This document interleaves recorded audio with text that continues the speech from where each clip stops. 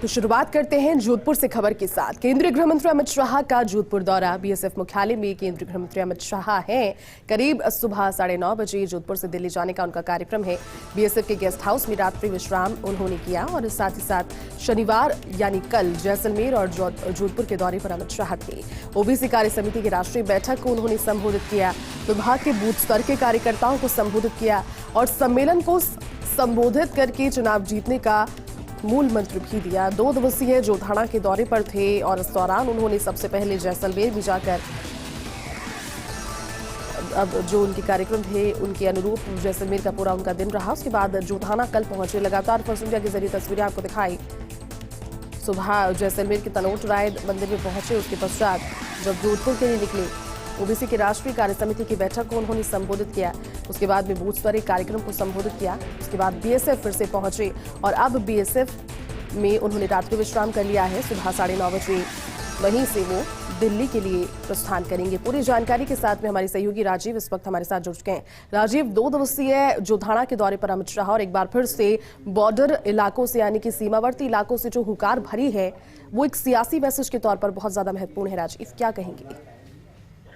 देखिए, निश्चित रूप से जयती, केंद्रीय गृह मंत्री अमित शाह का जोधपुर दौरा काफी महत्वपूर्ण 2 लिहाज से है। एक तो भारत और पाकिस्तान की सीमा से सटे जैसलमेर में जाना, रात गुजारना, बीएसएफ के अधिकारियों जवानों से फीडबैक लेना और जो सीमाओं की सुरक्षा को लेकर व्यवस्था की जा रही है उसकी समीक्षा करना अपने आप में बड़ी बात है। जवानों के साथ बड़ा खाना, जवानों के साथ रुकना, परसों की रात में जवानों के साथ थे, कल की रात में जवानों के साथ सबसे पहले देश है और ये साबित उन्होंने कर दिया। उसके बाद अगर बात करें पार्टी की, तो जिस तरीके से पार्टी से पहले तरोट माता मंदिर में दर्शन करना, पूरे देश की खुशहाली की कामना करना, 2 और तीसरा पॉलिटिकल एंगल से अगर देखें तो ओबीसी एक बहुत बड़ा वर्ग है जिसको साधना जरूरी था। इलेक्शन के 1 साल पहले तो अमित शाह ने जिस तरीके से ओबीसी की राष्ट्रीय कार्य समिति के अंदर शिरकत की है, संदेश दिया है, अपने आप में बड़ा संदेश है। 53% अकेले ओबीसी राजस्थान में, 54% पूरे हिंदुस्तान में है।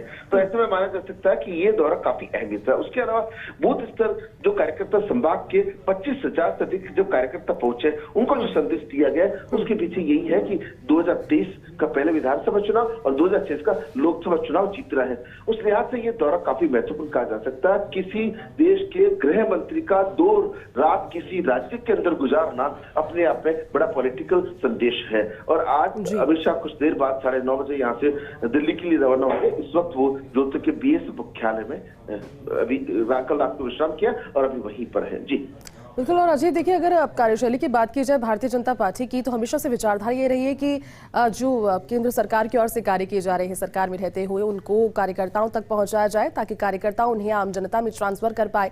और दूसरा सबसे बड़ा, जो अगर राज्य सरकार उस समय भारतीय जनता पार्टी के उस राज्य में नहीं है जहाँ संबोधन है, तो उस समय सरकार जो वहां पर मौजूद है उसे भी घेरने का आरोप। तो एक डुअल प्लान के साथ में भारतीय जनता पार्टी चलती है, हमेशा ये कहा जा सकता है। और इसी की एक झलक अमित शाह के इस दौरे के दौरान भी देखने को मिली जब जोधाना पहुंचे।